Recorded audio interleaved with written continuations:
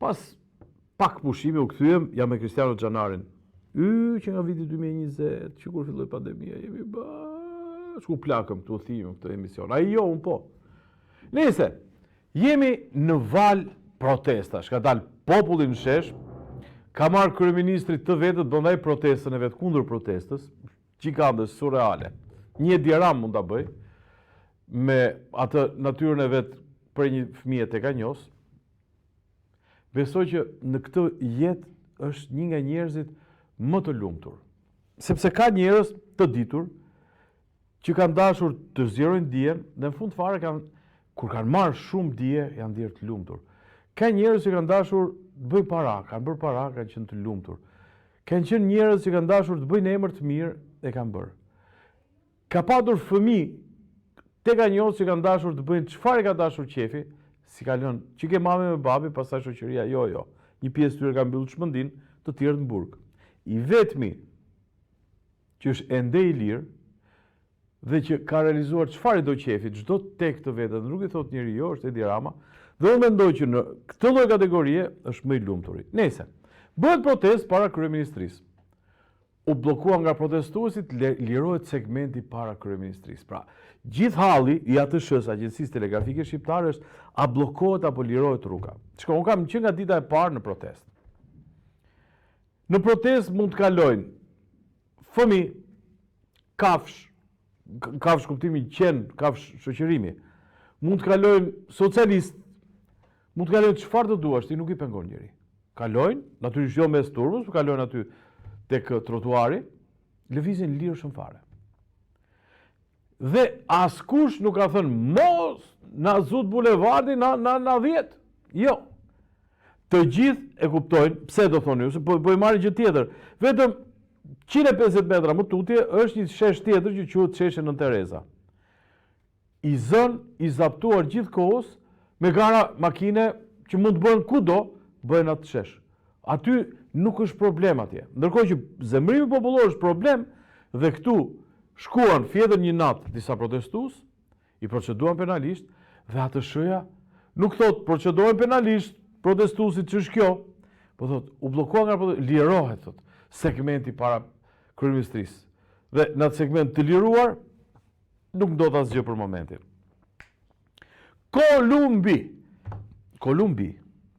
Kolumbia, ju e dini, është i vend pranë Shtetet Bashkuara të Amerikës. Kur e mori kështu si fik atë presidentin e Venezuelës, ju kujtohet ka qenë një farë Maduro, e morën, e çuan Shtetet Bashkuara të Amerikës edhe ka punë të vet ai.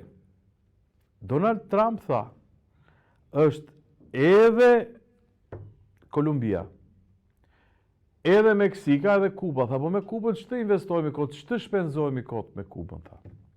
Kuba po bie vetë, tha, e do të shpjegoj pas pak. Ti e Meksikës, tha, kujdes se vendin tënd e drejton krimi, tha, mbyllë gojën. Me këtë të Kolumbisë do merrem. Edhe në fakt, ja ku është marrë. Ashtu, i mbështetur nga Trump fiton zgjedhjet presidenciale.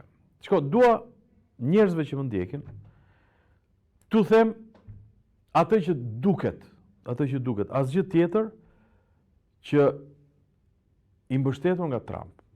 Protesta është e mbështetur nga ndërkombëtarët. Pse? Emri Trump dhe familjes Trump është përdosur si kur ndonjëherë. Natyrisht nga pushteti që i bëri gjërat, nga Edi Rama që i bëri gjërat kështu, si thot populli fani, me byth. I bëri me byth dhe e bëri presidentin Trump pis. Natyrisht një protestë që ka dalë populli, si thot ATSH-ja kundër Zvërnecit, që lidhet me Trumpin.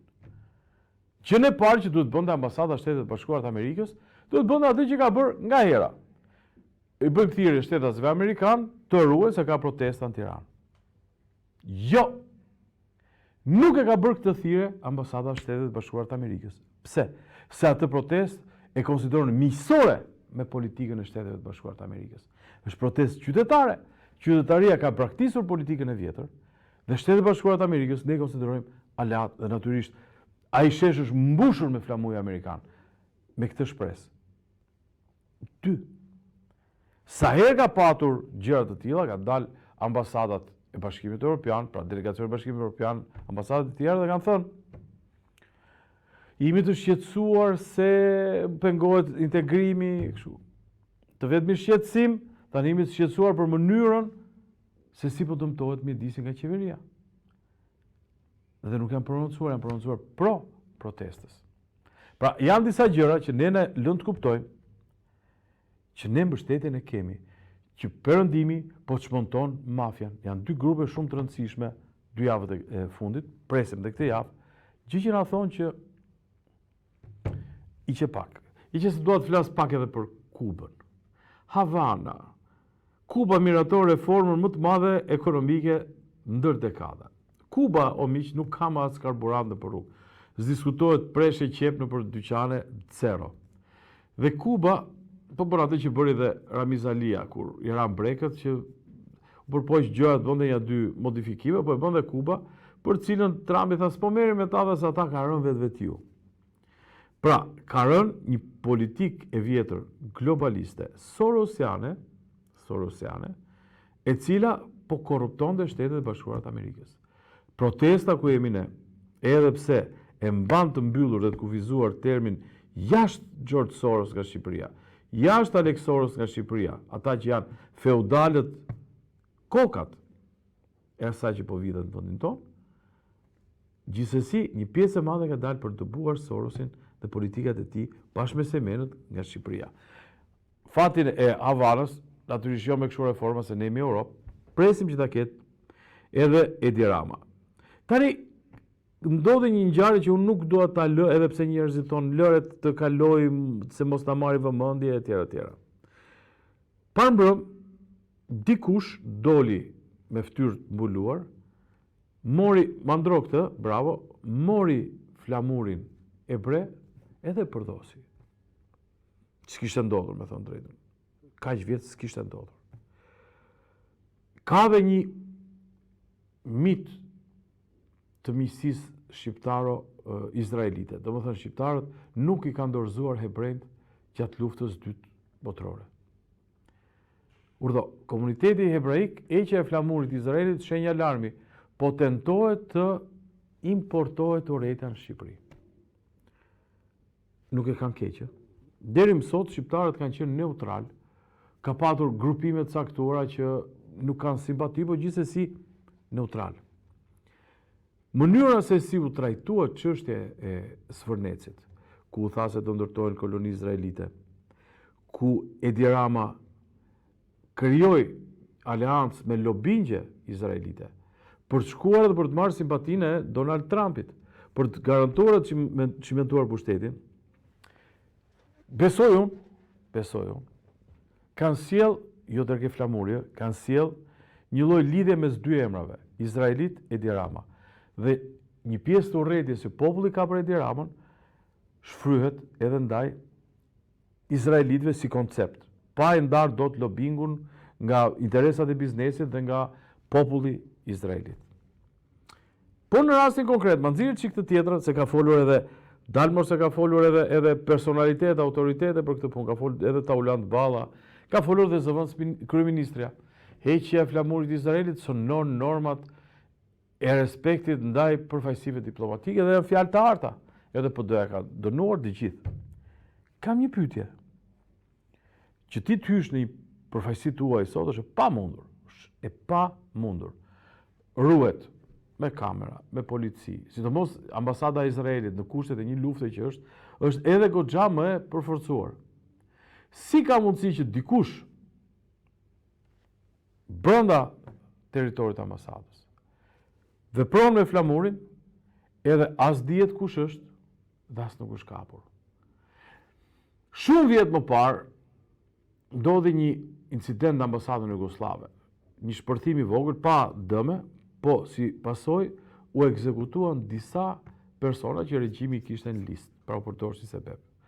Dhe unë besoj fort, në qoftë se shteti shqiptar nuk do të zbuloj kush e preku flamurin, kush ishte brenda ambasadës izraelite, për mua është një ngjarje që ngjan edhe me futjen e armëve që i bën sigurimi i shtetit në Kish për të inkriminuar klerikët. Vazhdojmë. SPAK. pak çon në gjykatë kryebashkiakun i saj dhe 14 pandehur të tjerë për shkeljen e procedurave të prokurimit publik.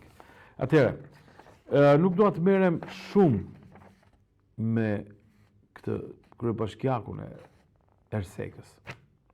Për 1 milion arsye. Për 1 milion arsye. Po për një do të merrem.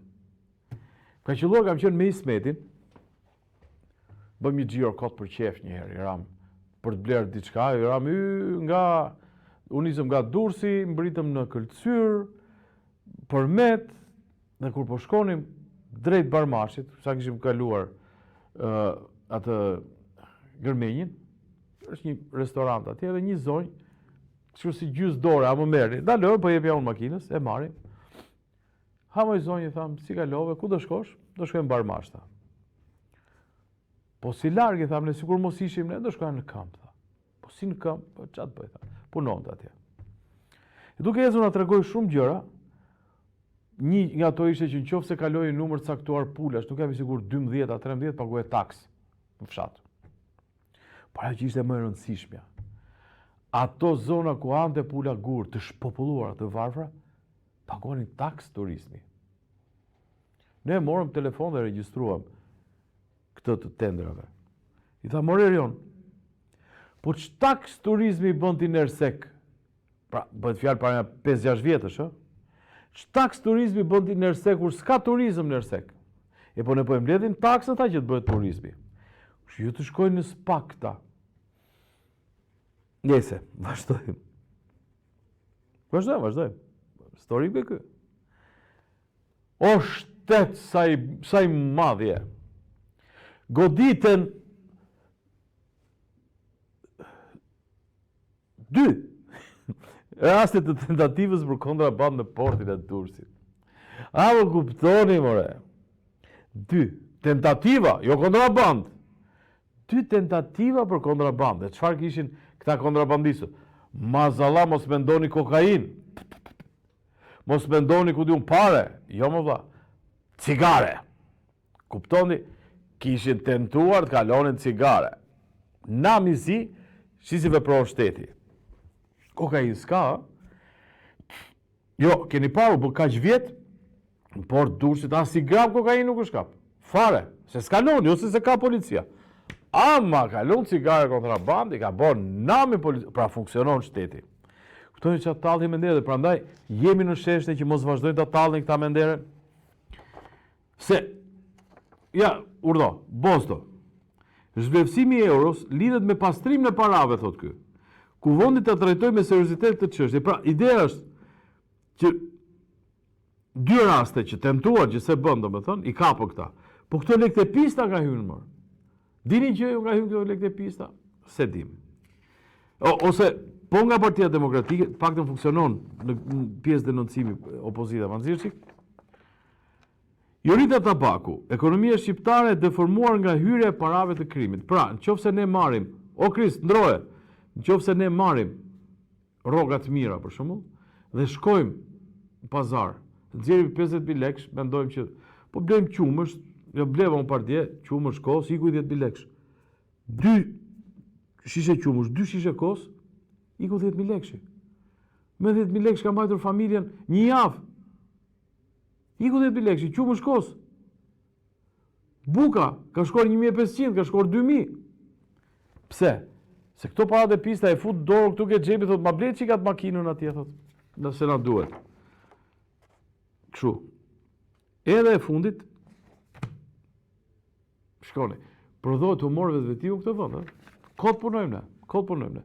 Unë ka rrezik edhe sikur të më lëri truri, vetëm të lexoj këto, vetëm ti lexoj, thot memorandum. Fjala memorandum është e madhe. Janë 4 persona këtu poshtë. Për promovimin, e zgjedhjeve të lira, më në fund do me thënë, bëhet një memorandum, që një shqiptarë se kuptojnë, po memorandum do të për kujtes. Për promovimin e zgjedhjeve të lira mes, shikoni tani cilët vende janë këtu, do me thënë i bie tjetë Zvicra, Finlanda, edhe Suedia, po themi ne, dhe ne. Në të vërtet Shqipëria, Moldavia, Ukraina edhe Maqedonia Veriut. Këto 4 shtete demokratike kanë bërë një memorandum që të promovojnë zgjedhje të lira. Doni humor o vlla, urdhë, e prodhon realitetin e nxjerrat të shëja. Se ky është dhe humori, që i bën lajma të shëja, që është bërë një memorandum për promovimin e zgjedhjeve të lira nga 4 shtete, të cilat janë shumë të dyshimta. Shqipëria thot ne do hyjmë 2030 në BE dhe në 2027 mbyllim negociatat. Ndërkohë që Shqipëria renditet me Moldavin, me Ukrainën që është luftë, me Maqedoninë e Veriut. Çfarë thot vllai? Kaq po e lëm dhe përsonte. Dinim, çfarë dini protestë? Dini xhiro se protesta mbaroi. Nata Garmir Shkurtë dhe Kristiano Xhanari.